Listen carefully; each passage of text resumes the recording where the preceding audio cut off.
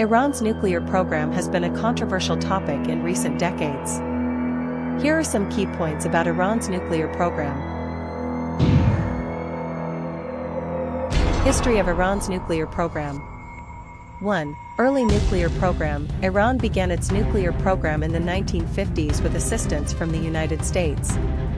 2. Development of nuclear capacity. In the 1980s, Iran began developing its own nuclear capacity, including the construction of a nuclear reactor.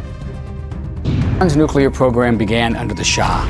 We sold Iran their first reactor, a research reactor at the University of Tehran. The Shah had plans for building nuclear power reactors. When the Iran Revolution happened, the Ayatollah shelved those plans. He thought this was Western technology. We didn't want any part of it. But then Iraq attacked Iran in the 1980s, and they used chemical weapons against Iranians, killed thousands of them, and nobody lifted a finger. In fact, the U.S. vetoed a resolution at the UN Security Council condemning these attacks. Iran decided they had to restart the Shah's secret nuclear program, and they did. Fortunately, they didn't get very far with it.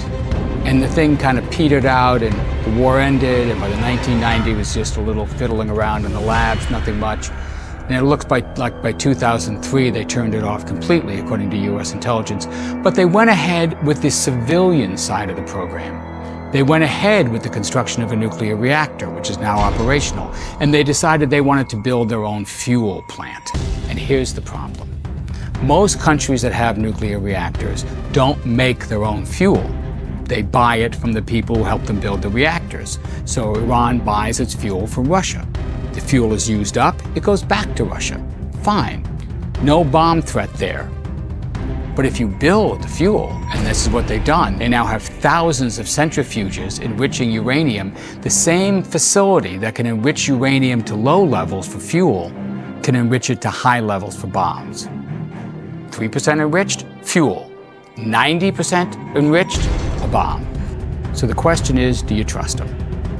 Do you think this is really about making fuel? And that's the whole debate. Is there some way to limit that program so that we can verify that it's purely civilian and they cannot quickly or secretly break out and build a bomb? That's what our concern is, and that's what the negotiations are about this year. Iran's nuclear program goals. 1. Energy. Iran states that its nuclear program aims to meet the country's energy needs. 2. Technology development. Iran also wants to develop its technological capabilities in the nuclear field. Kekawataran International. 1. Penjambangan Senjata Nuklear Banyak Negara Kawatar Bawa Iran Sedang Menjambangan Senjata Nuklear, Yang Dapat Memiku Kedadak Stabilan Regional Dam Global. 2. Proliferasi Nuklear Risiko Bawa Technology Dan Bahan Nuklear Iran Dapat Jatuh ke Tangan Kelompok Teroris atau negara lain yang tidak stabil. We're having direct talks with Iran, and they've started. It'll go on Saturday. We have a very big meeting, and we'll see what can happen. And I think everybody agrees that doing a deal would be preferable to doing the obvious. And the obvious is not something that I want to be involved with, or frankly, that Israel wants to be involved with if they can avoid it. So we're going to see if we can avoid it. But it's getting to be very dangerous territory. And hopefully those talks will be successful. And I think it would be in Iran's best interest if they are successful. We hope that's going to happen. Take place. I can just tell you there's a major meeting going on between us and Iran. And that'll take place on Saturday, and it's at top level.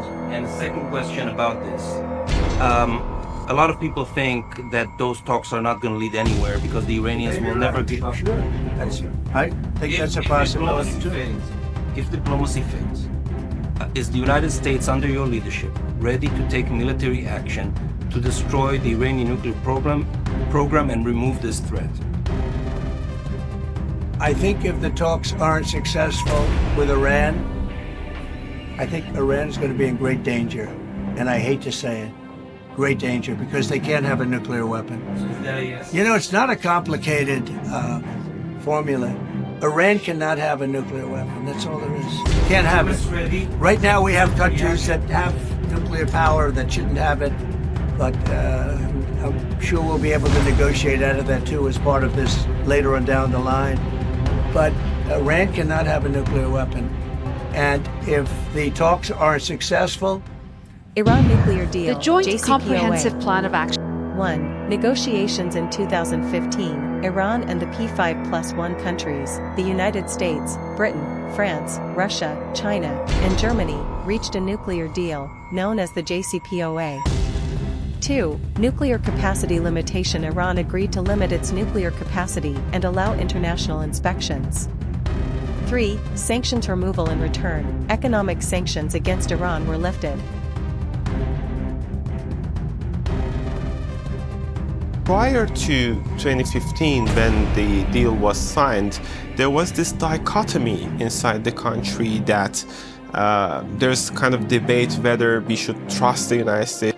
There is now a consensus both among the public and political elites that the United States is not a partner or is not a country to be trusted when it comes to international deals. Current situation. President Trump was sitting in the 1. Oval U.S. withdrawal in Office on 2018. Monday with The United Israeli States Prime withdrew Minister from the Benjamin Netanyahu. JCPOA He and said that. reimposed economic sanctions Trump on said Iran. Israel yesterday. 2. He said Regional Israel tensions. would take a Relations leading between Iran and neighboring countries, such as Saudi Arabia and Israel, remain tense. 3. Diplomatic efforts. Diplomatic efforts continue to reach a nuclear deal that can limit Iran's nuclear capabilities. Good afternoon. I will read a statement, but I will not take any questions. The Secretary General is deeply concerned by today's announcement that the United States will be withdrawing from the Joint Comprehensive Plan of Action and will begin reinstating U.S. sanctions. Secretary General has consistently reiterated that the JCPOA represents a major achievement in nuclear non-proliferation and diplomacy. It has also contributed to regional and international peace and security. It is essential that all concerns regarding the implementation of the plan be addressed through the mechanisms established in the JCPOA. Issues not directly related to the JCPOA should be addressed without prejudice to preserving the agreement and its accomplishments. The Secretary General calls on other JCPOA participants to abide fully by their respective commitments under the JCPOA and all other member states to support this agreement. Thank you. However, it is important to remember that this situation is complex and has many aspects, and there are differences of opinion between countries on how to deal with Iran's nuclear program. Disclaimer. This video is edited not to be offensive, to corner, to judge anyone or group. Only for information.